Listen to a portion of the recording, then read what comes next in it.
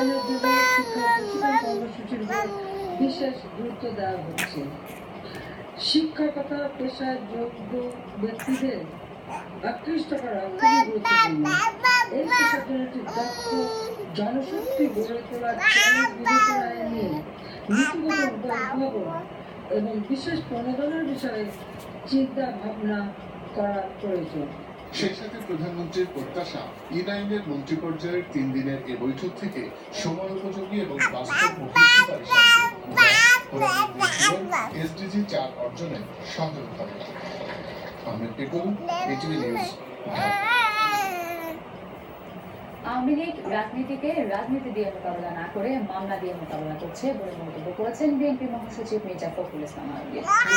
প্রতিবাদ সভায় তিনি বলেন, জনগণ বিএনপির সাথে আছে, তাই মামলা দিয়ে গুম খুন করে গণতান্ত্রিক অধিকার ফিরিয়ে আনার লড়াইয়ে বিএনপিকে কমিয়ে রাখা যাবে না। ইমরুল হাসানের রিপোর্ট। জিয়া অর্ডিন্যান্স ট্রাস্ট মামলায় দলের সিনিয়র ভাইস চেয়ারম্যান